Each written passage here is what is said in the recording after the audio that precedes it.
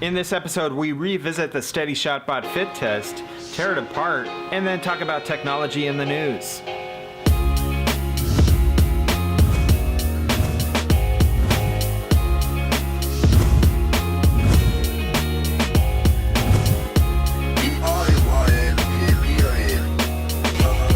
Alright, so last time we worked on the Steady ShotBot, we did a fit test. We assembled the motors and the gimbal, and we did some basic testing to see if it's balanced correctly with the load in the gimbal tray. And although it's very close and it's adjustable, one thing that I was limited with when I changed lenses on the camera was that this bracket didn't have enough throw, and it didn't have enough adjustment space. Right now it's limited to the slots that I have in the base of the gimbal, because I'm using these thumb screws that go up through there, and the actual bracket that attaches to the camera is limited to the size of those slots. Because there are wires that go up through here, and there are actually sensors and connectors for the shutter and shutter trigger and things like that, I don't have a lot of latitude in being able to extend those slots. So what I'm thinking about doing is, rather than using this thumb screw and going straight up through there, I think what I'll do is I'll put slots on this bracket in both directions, and then I'll run a screw down, and I'll have a female thumb screw at the other end. So the bolt will go through, and then I'll have a female thumb screw on the back end. But rather than waiting a couple days to order more of these, but in a female version, I think I'm just gonna 3D print the thumb screw itself and then use a brass threaded insert. These things are just ridiculously useful. So what I'm gonna do is design a new bracket and a new thumb screw. So then once we know that the new design works and we fit test it from the 3D printed parts, then we'll mill it out of aluminum. This one was a little ambitious, and I thought that I had accounted for just about all the configurations. We missed one or two. So let's go redesign this bracket and get a 3D print.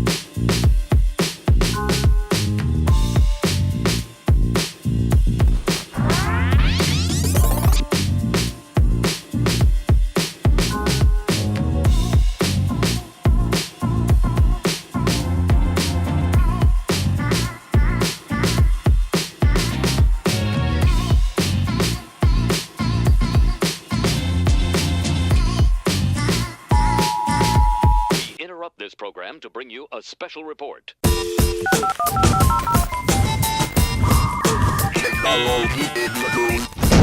Earlier this week, Facebook acquired Nascent Objects, a small California startup founded in 2014 that focuses on creating small, modular electronic systems that consumers can use to build their own gadgets, using reconfigurable components including batteries, camera sensors, and more.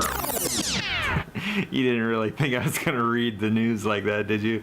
No, seriously, but, they did acquire this small Nascent Objects company, and, I doubt they were going to see any consumer products out of Facebook, but I think it's going to help them accelerate bringing a lot of their internal projects to market. Some of those things include things like Oculus Rift, solar-powered drones, data server technologies, and a bunch of other stuff. It'd be neat to see some modular components come out of Facebook, something that can allow Facebook to be more immersive in my own personal space rather than just staring at a phone. Anyway, but other things in the news. GoPro announced its new drone called Karma. I'm not sure if there's any moral to the story there, but it sounds like they're trying to use the household nature of the GoPro brand to really sell the platform to sell more GoPro Heroes. The drone's compatible with GoPro Hero 4 and 5 devices, and when you compare it to the specs of like a Phantom 4, it's really uneventful, and it doesn't even meet those specs. It flies about 10 miles an hour slower, doesn't go quite as far, and the controller looks like an oversized Game Boy. just my opinion. But the drone comes out in October 23rd, and we'll have to wait and see if it's really gonna live up to the hype.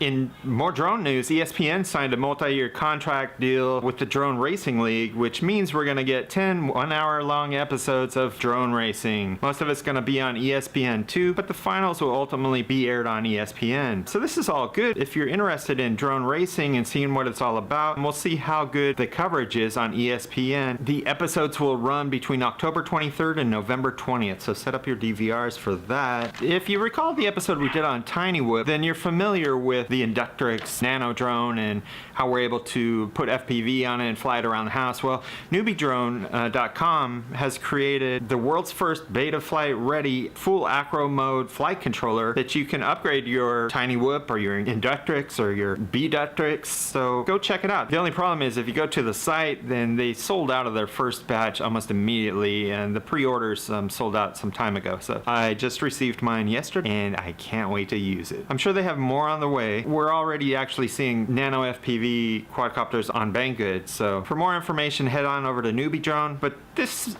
concludes the first installation of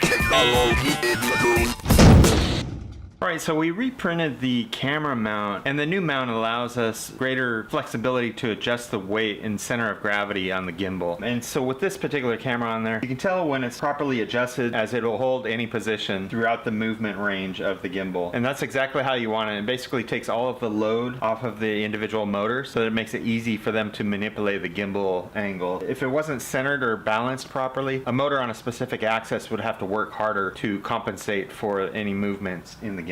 So that's a good place to be, and that's pretty well balanced. So with that, we're going to go back and start to redesign some of these gimbal arms to route the wires effectively for the motors, as well as the sensors that are mounted in the gimbal that basically identify the position and acceleration of each of the axes of the gimbal. So let's go back over to the PC and look at that.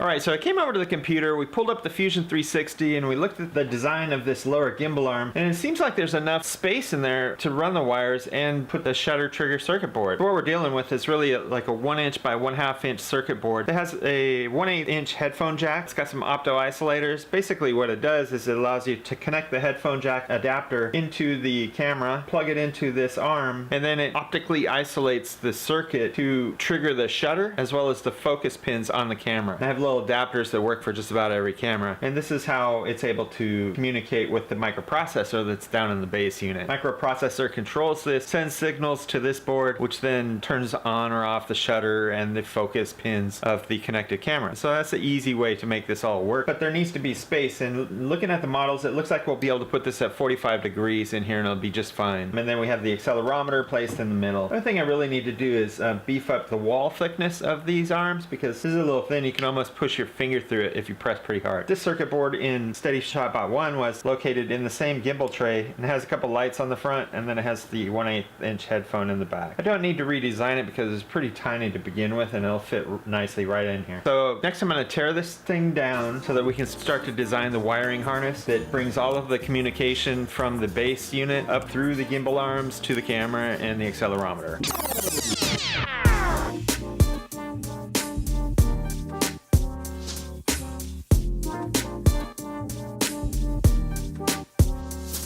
Alright, so we're going to wrap it up here. So we tore down the gimbal.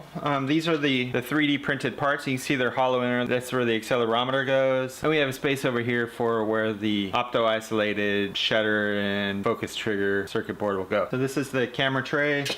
And then we've got two arms, and these are all hollowed out, and the motor mounts can feed the wires down through that. No circuitry that really goes in these two. It's all really in the camera tray. So we've got it all broken down. The motors are off. We can start actually planning out the wiring harness to run it up through there and connect everything to prevent electromagnetic interference, because the power for all the motors goes up with the data communication and the I2C wires, and so we need to use some stranded shielded wires. So I'll share that in the next video. But that's all we're going to cover today. So we've got that all ready to go. I'd spent a lot of time working on all these intros and outros and After Effects and video processing, so let me know if you like that. And the whole technology in the news, let me know if that's something that's interesting for you. I'm just trying to mix it up a little bit so that it doesn't get boring just me showing you stuff. But as always, stay safe and have fun. We'll see you next time.